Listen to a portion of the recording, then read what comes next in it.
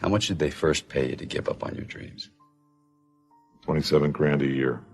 And when were you going to stop and come back and do what makes you happy? Good question. I see guys who work at the same company for their entire lives, guys exactly like you.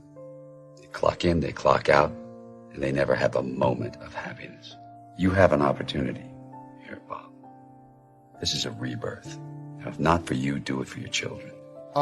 Please prepare for this process to continue the rest of your life. There are nothing but difficulties in achieving your goal. Listen, folks, success is hard. It's really hard. Now, when you're trying, you're going to fail. But quitting, just stopping, that was the number one thing I understood.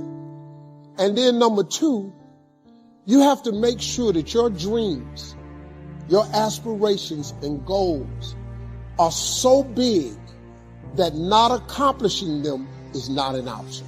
There were times I doubted whether or not I can do what I needed to do. There's a Doug Williams in everybody here. There's greatness in you. And you've got to learn how to tune out the critics outside and the critic inside. And since I'm going to do this, I'm going to harness my will. And I'm not going to let anything stop me. I deserve this. When you are trying to get to the next level and you can see where you're trying to get to, there is a ceiling that you have to break through. But in order to get to the next level is because you can see what you want to become.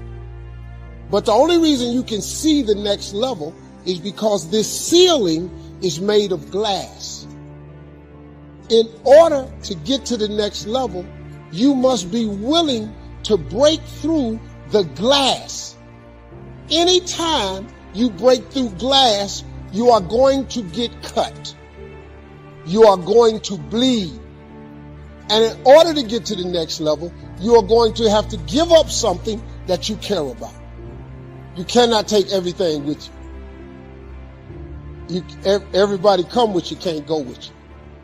See, all your friends, they can't go to the next level because they'll get up there with you, and the way they behave, they'll mess it up for you. So when you go through the glass ceiling, you have to be willing to get cut. The cut is going to put some bruises and blood. But that's the only way to get to the next level. I understood that. I knew that I could not remain the same and change. You got to grow. You can't hang out with everybody you've been hanging out with to go to the next level. You can't do everything you used to do. If you do that, you'll never grow. You get scared sometimes. Your mind will go blank on you. Some people you will allow to unnerve you. And you wonder, what's wrong with me? I'm not crazy. That's why you've got to learn to make a conscious, deliberate, determined effort to stand up inside yourself. Working on yourself, watching that inner dialogue, it will determine the quality of your life. I don't believe this. I know this. I've had a challenge of losing weight. I'm walking through the airport, this voice say, why don't you have some M&M peanuts? No! Well, just one. When you're working on something you want to achieve, you have got to stand up to that voice. You've got to sell yourself every day on your abilities, on what you're doing, on the goal that you want to reach. You've got to sell yourself every day, every day, every day. According to your level of belief, it will manifest itself in what you're doing. Whatever we have right now, whatever we're demonstrating in our lives, is a result of what we believe subconsciously that we deserve. I know from living that if you quit whatever you're trying to accomplish, if you quit, whatever you were trying to accomplish can never happen. There's not even a remote possibility. If you quit, there is no chance of it popping back up again, coming back later. Quitting is guaranteed failure. I don't know what that dream is that you have. I don't care how far-fetched it might appear to be. I don't care how disappointing it might have been as you've been working toward that dream. But here's what I know. that dream that you're holding in your mind, that it's possible. Let's say that together, please. Say, it's possible. See, sometimes we can't say, I can do that. But what we can say, that it's possible that I can have my dream as we run toward it, as we work on it day in and day out. No one, ladies and gentlemen, could have convinced me when I started out just over 6 years ago working on my dream. And I want you to think about whatever your dream is, because I was willing to take a chance. And most people won't do that. Most of the people that you talk to try and bring them into the business, these are not risk takers. Most people have done all that they're ever going to do. They raise a family, they earn a living, and then they die. But people who are running toward their dreams, life has a special kind of meaning. And here's what I will share with you, that in the process of working on your dreams, you are going to incur a lot of disappointment, a lot of failure, a lot of pain, a lot of setbacks, a lot of defeats. But in the process of doing that, you will discover some things about yourself that you don't know right now. What you will realize is that you have greatness within you. What you'll realize is that you're more powerful than you can ever begin to imagine. What you will realize is that you're greater than your circumstances, that you don't have to go through life being a victim. Negative is normal. It's not successful, but it's normal. It's part of life. You must learn to handle the negative. Don't ignore it. Handle it. Now, I know some people teach the other way. And listen to them. And listen to me. And then make up your own mind. Right? Don't be a follower. Be a student. But I say you got to handle the negative. You don't have to live in it. You don't have to dwell on it. But you do have to handle it, my opinion. Gratitude erases negativity. I'm going to show you how this works. If you wake up in the morning and you start having negative thoughts, man, this ain't my day. I woke up on the wrong side of the bed. I'm tripping. I just don't feel myself. Every time you feel, in the middle of the day, if you feel yourself doing that, stop. Just stop for a second.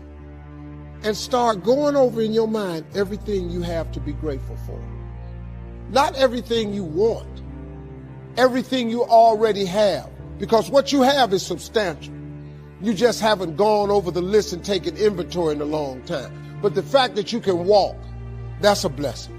The fact that you woke up, that's another blessing. The fact that you can see, think, reason, that's another blessing. The fact that you can go somewhere and get yourself something to eat, that's another blessing. The fact that you can go and turn the key and call someplace home, that's another blessing. The ability to dream is a blessing. The fact that you have an opportunity to get it right is another blessing. The fact that you're beautiful, that's another blessing. The fact that you have any measure of health, that's another blessing. And I'm just talking to you, I don't even know you. I could give you 50 things you ought to be grateful for right now. I don't even know you. Start coating your mind with gratitude. It'll change everything for you. I was reading a book by Og Mandino called The University of Success. Read one line, gave me a chill. I didn't have to read anything else in the book. He said, many of us never realize our greatness because we become sidetracked by secondary activity. We spread ourselves too thin. Don't know how to say no. And we find ourselves doing all kinds of things and never ever have time to do those things that we need to do to work on ourselves. And then there goes a second. There goes another second. There goes another second. And we can't stop and hold time. And before you know it, you wake up one day and you're behind in your dreams and your bills.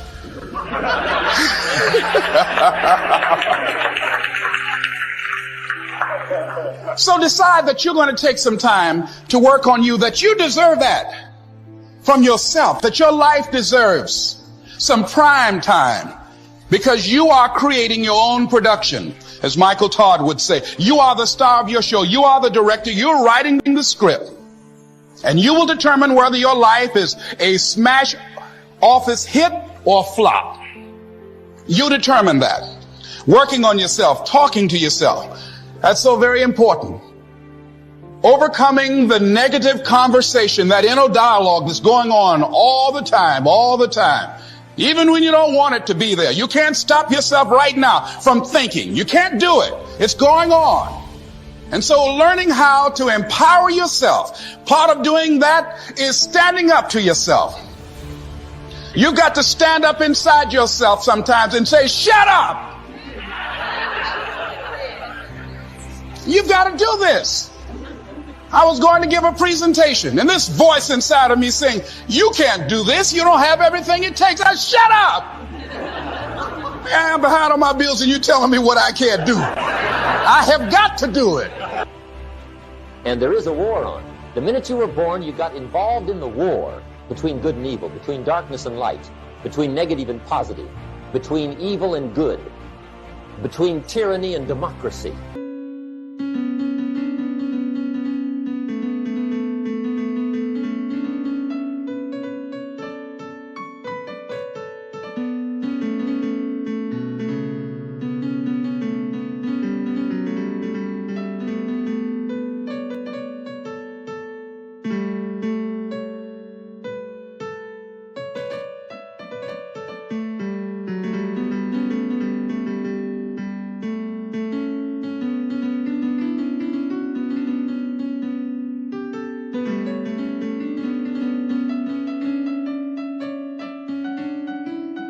Between weeds and human activity. I mean, the war is on. If democracy sleeps, guess who never sleeps? Tyranny. In the absence of light, guess what's automatic? Darkness. If good does not arouse itself and become active, guess what moves in? Evil. It's a war. A mental war, a physical war, a financial war, between enterprise and ease, between accomplishment and failure. It's a war. One of the things I have realized, and many of us have, that if you want something out of life, if you want to change yourself, if you want to acquire something, if there's some goal that you want to reach, that is really not easy as some people will make us feel. That living your dream, changing your behaviors, overcoming negative habits, it's challenging. It's hard. That living alone is just very difficult. And once we begin to come to grips with the fact that living is difficult, life is very challenging. I heard a song once by a guy named Dimples called, "If It Ain't One Thing, It's Another." I say to you, if it ain't one thing, it's 12 others. Always something. You will never ever have a problem-free moment in life. Somebody said, and I like this, that you either in a problem or just left one or headed toward one. Anybody found that to be so? Raise your hand if you know what I'm talking about. I mean, there's always something. So how do we begin to nurture that hunger? What are the characteristics or the qualities of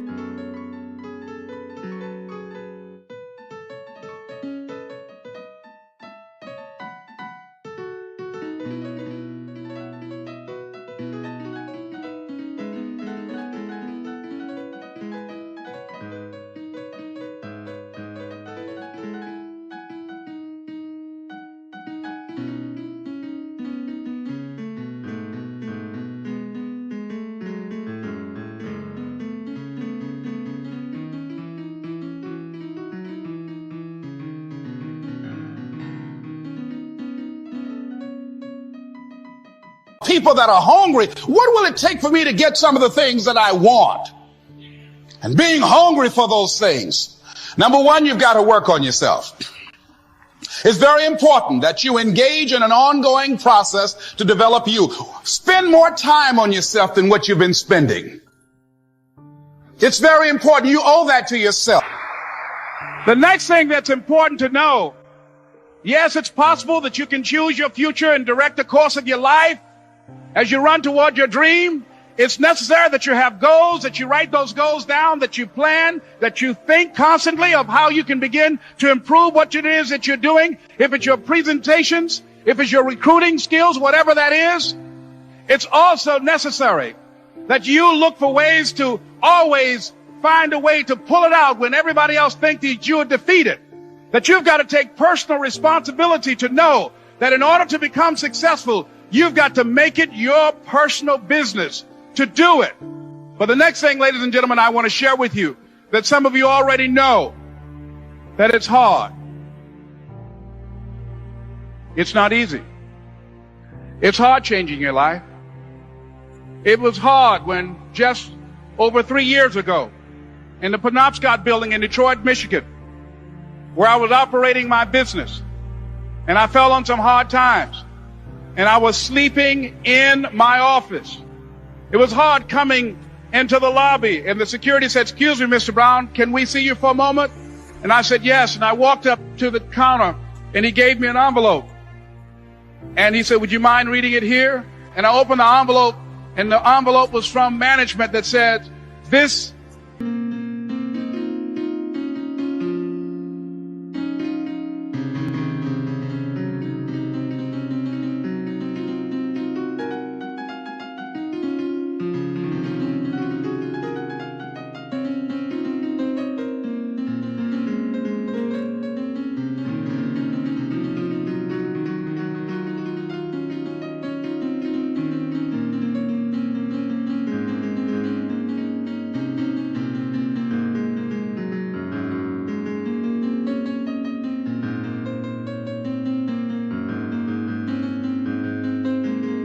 is an office tower. It's not a hotel. Please do not sleep in your office." And I said, "Excuse me, sir." I said, "I just work long hours in creating my business. I'm an entrepreneur. And right now things are bad for me, but they're not going to be this way always. And I just asked for the opportunity to continue to operate like I'm doing. I'm not trying to make this my home." And it was hard coming through the lobby. And sometimes they would laugh. There's a guy talking about becoming successful. And look at him. He's bathing in the bathroom upstairs on the 21st floor. He sleeps on the floor. Him and 2 other dreamers up there. Look at him. It was hard, ladies and gentlemen, coming to speak to people. And I was facing financial difficulties in my own life.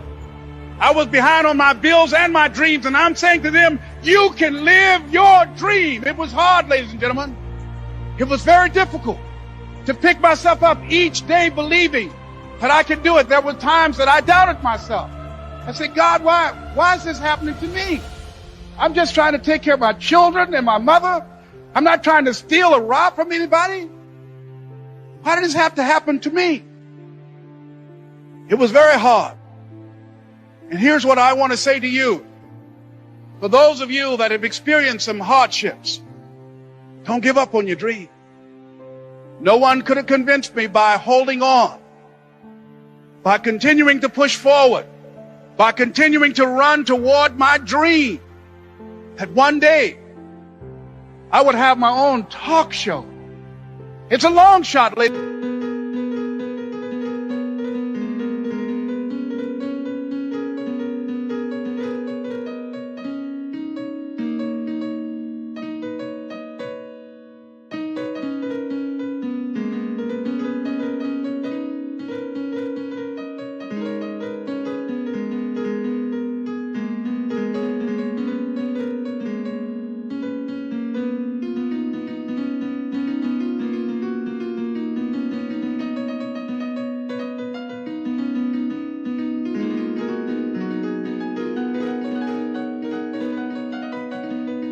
And gentlemen, from Liberty City, an abandoned building on a floor, never knowing my mother or father. It's a long shot. Being here with you today in this dome in Atlanta, it's a long shot. No college training, labeled educable, mentally retarded, but I kept running toward my dream. Don't stop. Don't stop. Don't stop running toward your dream. It's very important. As you hold on to that dream, there are moments when you're going to doubt yourself. There are rough times are going to come, but they have not come to stay. They have come to pass. It's very important for you to know that. Don't say I'm having a bad day. Say I'm having a character building day. It's very important for you to believe that you are the one to make this happen. Myself, can I do this? And something said within me, you're the one. You're the one. And let me tell you something, ladies and gentlemen. While you're here, and before you go back home to your respective cities and communities, write down at least 5 reasons on why you deserve your dream, on why you won't give up, what's going to make you unstoppable, why you must be unreasonable, because logical, practical thinking says you can't do it today. But if you want to produce unreasonable results in your life, like living your dream and taking charge of your destiny, you've got to be an unreasonable person. You've got to be an uncommon person.